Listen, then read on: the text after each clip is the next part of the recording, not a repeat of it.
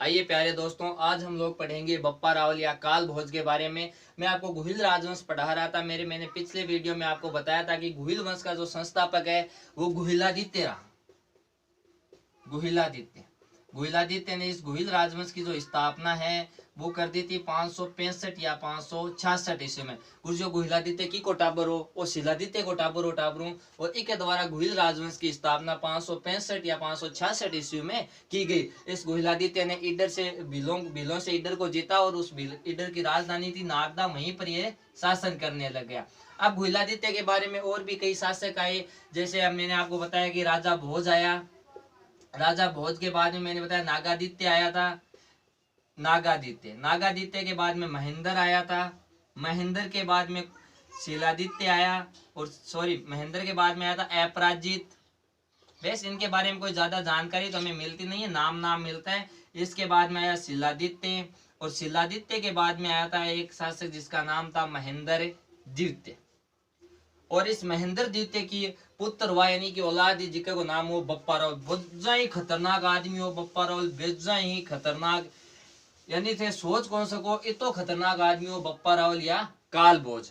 अब देखो खतरनाक कैसे था सर, ये ऐसे क्या था इसके अंदर कि इतना आप कह रहे हो खतरनाक था। तो देखो बप्पा रावल के बारे में मेवाड़ के अंदर बहुत सी कहानियां चाल है, बहुत सी दंत कथाएं हैं, क्यों दंत कथाएं हैं। जैसे इसके बारे में कहा जाता है कि 35 हाथ की धोती पहनता। देख लो ठाकुर, 35 हाथ की धोती। आप अपने पूरे गांव के बूढ़िया पिरा 35 हाथ की धोती हो, अकेलो 35 हाथ की धोती पहनतो। इसके अलावा इसके बारे में कहा जाता है कि 32 मन की तलवार रखता। ओ हो 32 मन की तलवार, यानी कि एक मन में कितना किलो है, 40 किलो है, तो 32 मन में देख लो कितना किलो सी। क्या है कि 16 हाथ को दुपट्टो। ओ हो 16 हाथ का दुपट्टा। दुपट्टा तेरा सतरंग था। अभी का पता होगा नहीं कितना रंगाई का दुपट्टो, 16 हाथ को दुपट्टो राख तो। और इसके पास में बता दें कि 12,72,000 की सेनाएं थी।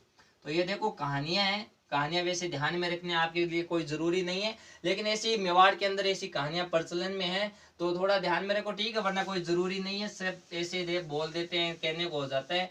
कहते हैं कि अपने नाश्ते के अंदर 4 बकरे खा जाता था, जब इसका लंच का टाइम होता तो 2 भैंसे खा जाता। तो इतना शक्तिशाली आदमी था, तो खतरनाक तो हुई है, बेजा खतरनाक हो। तो आप इसके बारे में देखा। अब देखो बप्पा रावल या काल भोज, सबसे पहले तो इसके नाम को लेकर ही विवाद है कि ये काल भोज और बप्पा रावल एक ही आदमी है, दोनों अलग अलग आदमी है। तो देखो अलग अलग इतिहासकारों के मत भी फिर अलग अलग ही होंगे।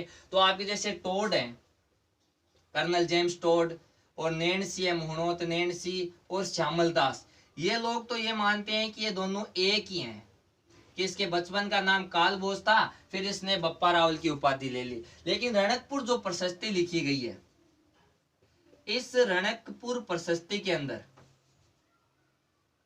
सही लिख दिया थोड़ा सा, रणकपुर, इस रणकपुर प्रशस्ति के अंदर इन दोनों को अलग अलग बताया गया है कि काल भोज अलग आदमी है और बप्पा रावल अलग आदमी। अपने को क्या मानना है, अपने को दोनों को एक ही आदमी मानकर पढ़ना है। अब देखो बप्पा रावल को गुहिल राजवंश का वास्तविक संस्थापक कहा जाता है। गुरुजी थे तो संस्थापक बतायो किने, गहिलादित्य ने। तो वास्तविक संस्थापक और किए हुए, वास्तविक संस्थापक देखो उसने स्थापना जरूर की थी। मैंने कहा था कि गुहिलादित्य ने जो भीलों से इधर को जीता, लेकिन एक राजा ऐसी हर कोई, आप किसी को राजा नहीं कह सकते कि आज की कई मन में इच्छा होगी कि जो आज राजा बन जाए आज का, तो ऐसे हर कोई राजा नहीं बन सकता। राजा बनने के लिए एक नियम है। चाणक्य ने एक नियम बताया था, साप्तांग सिद्धांत दिया था चाणक्य ने। मौर्य राजवंश में आपने पढ़ा होगा साप्तांग सिद्धांत। उस साप्ताहिक सिद्धांत में उसने राजा बनने के लिए 7 बातें बताई थी, 7 नियम दिए थे कि एक राजा के पास दुर्ग होना चाहिए, एक राजा के पास धन होना चाहिए, राजा के पास सेना होनी चाहिए, राजा के पास मित्र होने चाहिए। यानी पूरी तरह से राजा तभी कहलाएगा जब उसके पास ये 7 चीजें होगी, अन्यथा राजा नहीं कहलाएगा। अब देखो गुहिलादित्य ने वंश की स्थापना की, तो बताओ नागदा में इसके पास कौन सा दुर्ग था, कौन सी इसके पास बड़ी सेना थी, कुछ भी नहीं था। तो ये लेकिन बप्पा रावल, अब बप्पा रावल आएगा चित्तौड़गढ़ दुर्ग को इसने ये जीत लेगा, तो इसके पास दुर्ग हो जाएगा, अपने साम्राज्य का विस्तार मध्य एशिया तक ले जाएगा, ईरान इराक खुरासान तक इसके साम्राज्य का विस्तार हो जाएगा। तो सेना का भी इसने निर्माण किया, इसलिए इस वंश का ये वास्तविक संस्थापक कहलाता है बप्पा रावल या फिर काल भोज।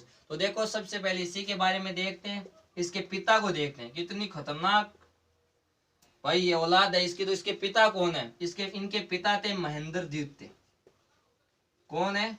महेंद्र द्वितीय। कहते हैं कि महेंद्र द्वितीय ने की हत्या भीलों ने कर दी थी, भीलों के द्वारा इसे मारा गया। भीलों क्यों मारे गुरुजी? इन भीलों के ऊपर इसने कर लगा दिया। पहले मेवाड़ के अंदर क्या भीलों से कर नहीं लिया जाता, टैक्स और लियो कौन सा तो भीलों। लेकिन बाद में जब महेंद्र द्वितीय गुहिल वंश को शासक बने मेवाड़ के अंदर, तो भीलों के ऊपर कर लागू कर दे और वो कर लेना शुरू कर दे। कारण ये भील नाराज हो जाए कि भाई टैक्स दे जे करेगा, महंगो बहुत इतना पैसा खटाऊ लिया भीला। अब वो टैक्स लेना शुरू कर दे तो लास्ट में आग थोड़ा परेशान होकर भीलों के द्वारा इस महेंद्र द्वितीय की हत्या कर दी जाती है। अब जब महेंद्र द्वितीय की हत्या होती है तो बप्पा रावल की उम्र छोटी होती है। फिर इनको लगता है कि भील मेरी भी कहीं हत्या नहीं कर दे, इसलिए यही कोई पास में जंगल होता है मेवाड़ में, वहीं पर चले जाते हैं। और वहां पर इन्हें एक गुरु मिलते हैं जिनका नाम होता है हरित ऋषि। इन्हीं हरित ऋषि से शिक्षा लेते हैं। हरित ऋषि के द्वारा इन्हें अस्त्र शस्त्र का ज्ञान दिया जाता है। यानी कि बप्पा रावल के गुरु कौन है? हरित ऋषि। टोड और नैन्सी के अनुसार हरित ऋषि ये कहते हैं। और ये बचपन में अब हरित ऋषि के यहाँ रहते हैं बप्पा रावल, इनकी सेवा करते हैं। इन्हीं के पास में गाय थी, उस गाय को चराते हैं और वहीं रहते हैं। अब हरित ऋषि ने इन्हें अस्त्र शस्त्र का ज्ञान दे दिया, शस्त्र चलाने सिखा दिए और वहीं रहने लगे। अब कहते हैं कि जब ये हरित ऋषि के पास में थे, बड़े हो गए, उस समय एक अरबी आक्रमणकारी आया मेवाड़ के ऊपर। उस समय देखो ये मेवाड़ के तो वैसे राजा थे नहीं, चित्तौड़गढ़ अभी इन्होंने जीता नहीं है, लेकिन नागदा पर तो अधिकार इन्हीं का था, इन्हीं के राज परिवार का था। तो अरबी एक आक्रमणकारी आया जिसका नाम था जुनेद खान, जुनेद अरबी। अच्छा गुरुजी, हाँ। तो एक तरह को थे आप भी कह इसको कि मेवाड़ के ऊपर अरबियों का आक्रमण किसके समय हुआ? मेवाड़ के ऊपर अरबियों का आक्रमण बप्पा रावल के समय में हुआ था। अब जुनेद अरबी ने जब मेवाड़ के ऊपर आक्रमण किया तो उस समय वहां के लोगों की रक्षा बप्पा रावल ने की। इस जुनेद अरबी को हराया था, ये फिर भाग गया था वापस, तो इसको हराया। इसलिए हरित ऋषि कहते हैं कि बहुत खुश हुआ। तो नैन्सी वगैरह लिखते हैं कि हरित ऋषि ने इसे खुश होकर पहले किसका नाम काल बोझता, फिर इसे उपाधि दे दी बप्पा रावल की। तो थोड़ा सा इसको ध्यान में रख लेना। फिर कहते हैं कि हरित ऋषि इससे और ज्यादा खुश हुए, तो फिर इन्होंने इसे बताया कि ये बप्पा यहाँ से थोड़ी दूर पे जा और वहां पर जाके खुदाई कर, वहां पर तेरे को 1-1.5 लाख तक स्वर्ण मुद्राएं मिलेगी, उससे सेना का संगठन कर। और एक पास में दुर्ग है, जिस दुर्ग का नाम है चित्तौड़गढ़ दुर्ग, और इस चित्तौड़गढ़ दुर्ग पर जाकर आक्रमण कर दे। तुझे एकलिंग जी का आशीर्वाद है, मेरा आशीर्वाद है, वो दुर्ग या ये युद्ध है वो ये तू ही जीतेगा। तो बप्पा रावल कहते हैं अब चित्तौड़गढ़ दुर्ग था। अब चित्तौड़गढ़ दुर्ग के बारे में मैंने आपको बताया था कि चित्तौड़गढ़ दुर्ग का निर्माण किसने करवाया था? चित्रांगद मौर्य ने। 3री शताब्दी में करवा दिया था चित्रांगद मौर्य ने, चित्रांगद मौर्य। यानी देखे एक तरह से देखें तो मेवाड़ के अंदर, तो मेवाड़ गुहिल तो कब आए? 6ठी शताब्दी में। इसका निर्माण हो गया था 3री शताब्दी में। तो मेवाड़ जो दुर्ग है ये बहुत पहले का बना हुआ है। मौर्य शासक था चित्रांगद मौर्य, इसके द्वारा बनाया गया। एक इसका नाम चित्रांग भी आपको कहीं मिलेगा, लेकिन टोड़ तो यही कहता है कि चित्रांगद और चित्रांग एक ही आदमी है, लेकिन आरपीसी इसको नहीं मानती, आरपीसी चित्रांगद मौर्य को मानती है। तो थोड़ा ध्यान में रखना, चित्रकूट पहाड़ी पे बना हुआ था, इसीलिए मैं चित्रकूट पहाड़ी, और इस चित्रांग के नाम पर इस चित्तौड़गढ़ शहर की स्थापना कहते हैं, इसी के नाम पे ये कर दी गई। लेकिन बप्पा रावल के समकालीन यहाँ चित्तौड़ जो दुर्ग है, इसका जो शासक था वो था मान मौर्य। इसकी तो मृत्यु हो गई, फिर इसी का वंशज था जिसका नाम था मान मौर्य, ये शासन कर रहा था। कहते हैं कि बप्पा रावल वहीं पर था, हरित ऋषि का आशीर्वाद इसने लिया, वो धन है, उसने वहां पर खुदाई की तो बहुत सारा उसको धन मिला। धन लेकर उसने सेना का संगठन किया, धन आ जाएगा आपके पास, पैसे आ जाएंगे तो लोग अपने आप जुड़ जाएंगे। वैसे ही आज के समय का देख लो, जिसके पास पैसे हैं, जिसके पास माया है, उसके पीछे सारे भागेंगे। भाई लालच बुरी बला है, ये सब जानते हैं, लेकिन लालच करनी, लोग ज्यादातर लालच ही करते हैं, उनके पीछे हो जाते हैं। तो फिर बप्पा रावल के साथ सारे के सारे पीछे हो गए इनके, और बप्पा रावल कहते हैं कि आक्रमण कर देते हैं। समय था कुछ बताते हैं 728 ईस्वी में, और कुछ इतिहासकार लिखते हैं 734 ईस्वी में। तो 728 या 734 ईस्वी में बप्पा रावल के द्वारा चित्तौड़गढ़ दुर्ग पर आक्रमण कर देते हैं। मान मौर्य को कोई सूचना देता है कि देख ले 35 हाथ की धोती आक्रमण करना आ रही है, के सांझ है तेरी इच्छा है लड़वा की। तो कहते हैं कि मान मौर्य वहां से भाग जाता है और भाग के इंग्लैंड चला जाता है, इंग्लैंड की ओर भागता है चित्तौड़गढ़ दुर्ग से, और वहां पर चला जाता है। और 728 734 में चित्तौड़गढ़ दुर्ग के ऊपर अधिकार हो जाता है बप्पा रावल का। तो ध्यान में रखना, 734 या 728 या 734 ईस्वी में बप्पा रावल के द्वारा चित्तौड़गढ़ दुर्ग पर अधिकार कर लिया जाता है। गुरुजी क्या अपन जानकारी घटाओ मिले, क्योंकि कई इतिहासकार ऐसे लिखते हैं कि चित्तौड़गढ़ जो दुर्ग है वो जेतर सिंह ने जीता था, लेकिन इसकी हमें पहले भी जानकारी मिलती है कि चित्तौड़गढ़ दुर्ग है बप्पा रावल ने भी जीता था जब चित्तौड़गढ़ दुर्ग का शासक था मानमौर्य। इसकी जानकारी हमें मानमौर्य के अभिलेख से मिलती है। मानमौर्य अभिलेख लिखवाता है, जाते हुए जब यहाँ से भाग के जाता है तो अपने साथ ले जाता है, फिर इंग्लैंड जाता है तो वहां पर कहते हैं वजन ज्यादा होता है इसलिए उस अभिलेख को वहीं समुद्र में फेंकवा देता है। तो उन अभिलेखों से हमें ऐसी जानकारी मिलती है कि बप्पा रावल के द्वारा मानमौर्य पर आक्रमण किया जाता है 728 या फिर 734 ईस्वी में, और चित्तौड़गढ़ दुर्ग को जीत लिया जाता है। अब देखो इन बात के ध्यान में रखनी था, मेन बात आपको यहाँ पर यह ध्यान में रखनी है कि चित्तौड़गढ़ दुर्ग जीत जरूर लिया बप्पा रावल ने, लेकिन चित्तौड़गढ़ दुर्ग को बप्पा रावल ने राजधानी नहीं बनाई। बप्पा रावल की अभी भी जो राजधानी, बप्पा रावल ने अपनी राजधानी जो बनाई वो बनाई थी नागदा को। इंपॉर्टेंट बात यही है कि नागदा को राजधानी किसने बनाई? बप्पा रावल ने। चित्तौड़गढ़ दुर्ग को सबसे पहले किस गुहिल शासक या मेवाड़ शासक ने जीता था? वो थे बप्पा रावल। तो आप ये बात ध्यान में रखो, इसने चित्तौड़गढ़ दुर्ग जीत जरूर लिया लेकिन चित्तौड़गढ़ दुर्ग को इसने राजधानी नहीं बनाई। अब हरित ऋषि ने कहा कि जब तू चित्तौड़गढ़ दुर्ग जीत ले तो चित्तौड़गढ़ दुर्ग को जीत कर वहां पर एकलिंग जी का मंदिर बनवा लेना, हमारे भगवान है उनके मंदिर बनवा देना। तो जैसे एक इस चित्तौड़गढ़ दुर्ग को जीता तो यहीं पर बप्पा रावल ने एकलिंग जी के मंदिर का निर्माण करवाया। तो थोड़े निर्माण देख लो इसने क्या क्या बनवाया, निर्माण कार्य। तो एकलिंग नाथ का मंदिर, शिव जी का, एकलिंग नाथ जी के मंदिर का निर्माण करें। इसको मिटा देते हैं थोड़ा इधर से। एकलिंग नाथ मंदिर का निर्माण, इस मंदिर का इन्होंने जो निर्माण है वो कैलाशपुरी में करवाया। गुरुजी कैलाशपुरी कीजिए, वो कैलाशपुरी है बच्चों उदयपुर के अंदर। तो उदयपुर के कैलाशपुरी में एकलिंग नाथ जी के मंदिर का निर्माण किसके द्वारा किया गया? बप्पा रावल के द्वारा या काल भोज के द्वारा वहां पर इस मंदिर का निर्माण करवाया गया। मैंने बताया था कि मेवाड़ के जो कुल देवता हैं वो कौन है? एकलिंग जी है। यानी मेवाड़ के जो भी शासक हुए हैं वो अपने आप को राजा नहीं मानते हैं। मेवाड़ के जो भी शासक कुल देवता भी यही है और मेवाड़ के राजा भी कौन है? एकलिंग जी है। क्योंकि मेवाड़ में अपने आप को जो भी लोग अपने आप को कहते हैं कि हम तो एकलिंग जी के सामंत हैं, हमें तो जैसा एकलिंग जी कहेंगे हम तो वैसा ही करेंगे, हम तो एकलिंग जी के अधीन रहकर यहाँ पर शासन करते हैं। अब देखो एकलिंग जी के कौन सा संप्रदाय है? मैंने आपको शुरू में बताया था कि ये जो मेवाड़ वाले एकलिंग जी के किस संप्रदाय को मानते थे? ये एकलिंग जी के लकुलिस या पशुपति संप्रदाय को मानते थे। लकुलिस या पशुपति संप्रदाय को। जैसे कई बार मान लीजिए आप एग्जाम में से पूछ दे कि महाराणा प्रताप किस संप्रदाय को मानते थे। अब एकलिंग जी के स्नेह तो ऐसे ऑप्शन में आ जाए लकुलिस या पशुपति, और ऑप्शन में आ जाए तो ध्यान में रखना है एकलिंग जी के लकुलिस या पशुपति संप्रदाय को मानते थे। अब एकलिंग जी का मंदिर है कैलाशपुरी में, तो राजस्थान के अंदर लकुलिस या पशुपति संप्रदाय की एकमात्र ऐसे पीठ है या केंद्र, लकुलिस या पशुपति संप्रदाय की का केंद्र। तो ध्यान में रखना, इस जो लकुलिस या पशुपति संप्रदाय है इसके प्रवर्तक हैं दंडधारी लकुलिस मुनि। दंडधारी लकुलिस मुनि। एक जगह सारी चीज देख लेते हैं कि जो कैलाशपुरी के अंदर है वो एकलिंग नाथ जी के मंदिर का निर्माण किसने करवाया? बप्पा रावल ने करवाया। कब करवाया? चित्तौड़गढ़ दुर्ग को जीतने के बाद। चित्तौड़गढ़ दुर्ग को कब जीता? 728 या 734 ईस्वी में। चित्तौड़गढ़ दुर्ग का राजा कौन था उस समय?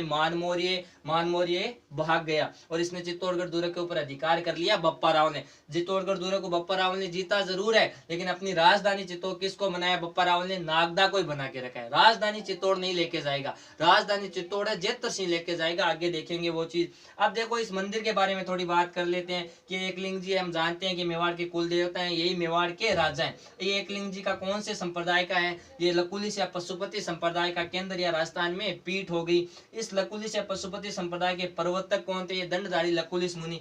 चलो एकलिंग जी का मंदिर है शिव जी का, तो यहाँ पर मेला कब लगेगा? शिव जी का महादेव का मेला कब लगता है? शिव शंभू का शिवरात्रि के दिन। तो शिवरात्रि कब आती है? फाल्गुन कृष्ण 13 को। फाल्गुन कृष्ण 13 तो आप ये बात ध्यान में रखोगे, ठीक है। तो एकलिंग नाथ के मंदिर का निर्माण किसने करवाया? गुरुजी बप्पा रावल ने करवाया, ठीक है बेटा। चलो एक मंदिर यहाँ पर और है, वो भी बप्पा रावल ने बनवाया था, सास बहू मंदिर। शास्त्र बहु मंदिर था, इसका नाम हो गया सास बहु मंदिर। ये कहाँ पर है? ये नागदा के अंदर है। नागदा भी कहाँ है? उदयपुर में। तो इन दोनों ही मंदिरों का, एकलिंग जी के मंदिर का कैलाशपुरी के अंदर और सास बहु मंदिर का निर्माण किसके द्वारा किया गया है? ये दोनों ही मंदिरों का निर्माण बप्पा रावल के द्वारा किया गया है। चलो आप देखते हैं बप्पा रावल के उपनाम क्या है, इन्हें किन किन की उपाधियां, किन किन और नामों से बप्पा रावल को जाना जाता है। तो बप्पा रावल के उपनाम या उपाधि में देखें तो बप्पा रावल को चार्ल्स मार्टिन कहा गया है। अच्छा गुरुजी, हाँ चार्ल्स मार्टिन। गुरुजी कौन कियो चार्ल्स मार्टिन? बप्पा रावल को चार्ल्स मार्टिन की उपाधि और सीवी वैद्य ने दी। किसने दी? सीवी वैद्य ने चार्ल्स मार्टिन की उपाधि। इसके अलावा बप्पा रावल को मुकुटमणि के समान भी बताया गया। मुकुटमणि गुरुजी आ किम बताई है? मुकुटमणि के समान इसे आहार शिलालेख में बताया गया। आहार शिलालेख में क्या आपको बप्पा रावल है वो तो मुकुटमणि का समान हो, सीवी वैद्य क्यों तो चार्ल्स मार्टिन का समान हो। इस बप्पा रावल को विप्र भी कहा गया कि ब्राह्मण था। विप्र, विप्र किसका कोई गोत्र होता है? ब्राह्मणों का। विप्र किस में कहा गया इसको? चित्तौड़गढ़ प्रशस्ति के अंदर। किसमें? चित्तौड़गढ़ प्रशस्ति के अंदर, चित्तौड़गढ़ में लिखवाई गई है। इस पर बप्पा रावल को विप्र की उपाधि दी गई है। अब चित्तौड़गढ़ प्रशस्ति कब की है? गुरुजी 1274 ईस्वी में। किसने लिखवाई टाबरों? चित्तौड़गढ़ 1274 ईस्वी में। यह रावल समर सिंह के समय की। रावल समर सिंह। अब ये रावल समर सिंह कौन था? और रावल रतन सिंह को बाप हो, रावल रतन सिंह गुण हो, पद्मनी को पति हो, तो समर सिंह पद्मनी को क्या हो गयो? ससुर हो गयो। तो थोड़ा ध्यान में रखो। तो चार्ल्स मार्टिन के द्वारा इसे क्या, सीवी वैद्य के द्वारा इसे कौन सी उपाधि दी गई है? चार्ल्स मार्टिन की। किसको? बप्पा रावल को। आहार शिलालेख में किसके समान बताया गया है? मुकुटमणि के समान। और चित्तौड़गढ़ जो प्रशस्ति है इसमें इसे किसकी उपाधि या कौन किसके क्या कौन सा गोत्र बताए? विप्र। तो आप ध्यान में रखना कि बप्पा रावल के लिए विप्र शब्द का प्रयोग किस में हुआ है? चित्तौड़गढ़ प्रशस्ति में। चित्तौड़गढ़ प्रशस्ति कब की लिखवाई हुई है? 1274 ईस्वी में। किसने लिखवाई? रावल समर सिंह ने। ध्यान में रखना। अब देखो जब इस बप्पा रावल के बारे में और छानबीन की गई, बप्पा रावल के बारे में देखा, तो बप्पा रावल के समय में डॉक्टर ओझा को एक सिक्का मिला अजमेर से। सिक्का, और ये सिक्का था सोने का सिक्का। सोने का सिक्का। सिक्का खोजा ओझा ने। खोजा किसने? ओझा ने।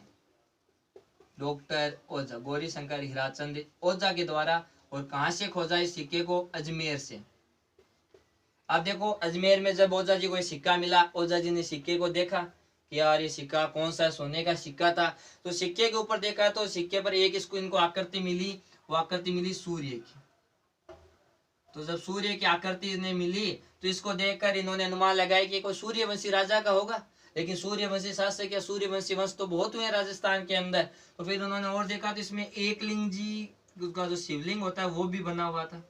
तो फिर इन्होंने कहा कि मेवाड़ के किसी राजा का सिक्का है। फिर इन्होंने और देखा तो इसमें गाय की भी तस्वीर थी। गाय देख लीजिए था साहब, आपने गाय मान लो कि गाय की भी एक तस्वीर थी। अब इन्होंने कहा ये तो हरित ऋषि वाली गाय है जो बप्पा रावल चला था। और यहाँ पर पास में एक आदमी को भी बैठे हुए दिखाया है। इस पर तस्वीर है, ऐसी बैठा हुआ आदमी भी है यहाँ पर। तो ये कहा कि बप्पा रावल है। तो ये सिक्का किसका हो गया? बप्पा रावल का हो गया। मेवाड़ के अंदर सोने के सिक्के चलाने वाला प्रथम शासक, मेवाड़ का प्रथम शासक जिसने सोने के सिक्के चलाए, जिसने सोने का सिक्का चलाया वो आपका कौन है? बप्पा रावल है। ध्यान में रखना, अच्छा क्वेश्चन बनता है। बप्पा रावल के द्वारा सोने के सिक्के चलाए गए मेवाड़ में। मेवाड़ के प्रथम शासक हैं जिनके द्वारा सोने के सिक्के चला गए। इनका जो सोने का सिक्का वो किसने खोजा? डॉक्टर ओझा ने खोजा। कहाँ से खोजा? अजमेर से खोजा। इनके सोने के सिक्के पर किसकी आकृति मिलती है? इनके सोने के सिक्के पर सूर्य की आकृति मिलती है। इसी से आप कह सकते हो कि ये लोग सूर्यवंशी हैं। बप्पा रावल के सोने के सिक्के पर सूर्य की आकृति मिलती है, मतलब ये लोग अपने आप को सूर्यवंशी मानते थे। एकलिंग जी का जो शिवलिंग है उसकी भी आकृति मिलती है। एक गाय की भी यहाँ पर आकृति सिक्के के ऊपर मिलती है। तो इस आधार पर इन्होंने बताया। इस सिक्के का जो वजन है वो 115 ग्रेन बताया जाता है गोपीनाथ शर्मा के अनुसार, डॉक्टर गोपीनाथ शर्मा के अनुसार। ध्यान में रख लेना थोड़ा। डॉक्टर गोपीनाथ शर्मा के अनुसार इस सिक्के का वजन कितना है? 115 ग्राम। उस समय होगा कोई सोने को मापने की इकाई होगी, ग्रेन व्रेन में नापते हैं, आज भरी में नहीं नापते क्या? कहते ना सोने इतना इतना भरी का इतना पैसा है, भरी में ही तो करवाते हैं कोई, आप घर पे टूम टाम मनवाओ जरा। तो उस समय जो सोने की मात्रा है, जो सोने को जो यूनिट थी वो ग्रेन होगी, इसी ये इनका मात्रक होगा। तो डॉक्टर गोपीनाथ शर्मा के अनुसार सोने का वजन था 115 ग्रेन, सोना ओझा को मिला। तो ये थोड़ा ध्यान में रख लेना कि बप्पा रावल थे, इन बप्पा रावल को गुहिल राजवंश का वास्तविक संस्थापक कहा जाता है। बप्पा रावल ने 728 या 734 ईस्वी में हरित ऋषि के आशीर्वाद से को किस दुर्ग को जीता, चित्तौड़गढ़ दुर्ग को जीता। एक जगह आपको ऐसा भी उल्लेख मिलेगा कि वेदनाथ जो प्रशस्ति है, वेदनाथ प्रशस्ति, इस वेदनाथ प्रशस्ति में लिखा है कि बप्पा रावल को साम्राज्य हरित ऋषि से मिला था, या हरित ऋषि के आशीर्वाद से मिला। तो थोड़ा ये भी ध्यान में रख लेना, वेदनाथ प्रशस्ति है 1719 ईस्वी की। गुरुजी कौन लिखवाई? वेदनाथ प्रशस्ति लिखवाई संग्राम सिंह द्वितीय, संग्राम सिंह द्वितीय। थोड़ा सा ध्यान में रख लेना कि बप्पा रावल को जो साम्राज्य है वो हरित ऋषि से मिला था। इसकी जानकारी हमें कहाँ से मिलती है? तो वेदनाथ प्रशस्ति से भी हमें ऐसी जानकारी, नैन्सी वगैरह भी यही कहते हैं कि हरित ऋषि ने आशीर्वाद दिया, फिर चित्तौड़गढ़ दुर्ग को बप्पा रावल ने जीता। लेकिन ये एक अभिलेख है, तो इससे भी आप थोड़ा इस बात को ध्यान में रखना। चलो आगे बढ़ते हैं, आगे देखते हैं। इस कड़ी में मैंने बताया कि बप्पा रावल ने अपने साम्राज्य का विस्तार मध्य एशिया तक ले गया था, यानी खुद तो यहाँ मेवाड़ के अंदर था यहाँ, और यहाँ से मध्य एशिया खुरासान तक इसने अपने साम्राज्य का विस्तार कर लिया। इसके सर में अरबी आक्रमणकारी था जिसका नाम था जुनैद खान, भी मैंने पीछे बताया, उसका भी आक्रमण हुआ है। तो अरबियों का आक्रमण मेवाड़ में किसके समय में हुआ? बप्पा रावल के समय में हुआ। तो थोड़ा आप ये भी ध्यान में रख लेना। ये बप्पा रावल के बारे में अच्छी ध्यान में रखना इन चीजों को। एक बार जो चीज नहीं समझ आए दोबारा, और आप करवा देते हैं बप्पा रावल की मृत्यु। तो इनको मृत्यु को लेकर भी देखो सस्पेंस है। कुछ तो कहते हैं कि इनकी मृत्यु हुई है खुरासान में। तो आपसे पूछे टोड के अनुसार बप्पा रावल की मृत्यु कहाँ पर हुई है? कर्नल जेम्स टोड के अनुसार, कर्नल जेम्स टोड के अनुसार बप्पा रावल की मृत्यु हुई है खुरासान में। कहते हैं कि बप्पा रावल लास्ट समय में खुरासान गए और वहां पर इनके जब मृत्यु हुई तो हिंदू और मुसलमानों में लड़ाई हो गई थी। जैसे कबीर की मृत्यु पर होती है ना हिंदू और मुसलमानों में, वैसे इन्होंने हिंदू कहने लगे तो हम हमारी रीति रिवाज से इनको इनका अंतिम संस्कार करेंगे, मुसलमान कहने लगे कि हम हमारे रीति रिवाज से इनका अंतिम दाह संस्कार करेंगे। कि दोनों में लोकप्रिय बहुत ज्यादा थे, इसलिए इनके भी जब मृत्यु हुई तो वहां पर के लड़ाई होगी। पाकिस्तान का जो रावलपिंडी नामक जो शहर है वो भी बप्पा रावल के नाम पर ही बसा है, ऐसा बताते हैं, टोट वगैरह लिखते हैं। लेकिन ओझा जी हमारी जो इतिहासकार है इस बात को नहीं मानते। तो डॉक्टर ओझा के अनुसार इनकी जो मृत्यु हुई है वो नागदा में हुई है, और बप्पा रावल की जो छतरी है वो भी नागदा में बनी हुई है।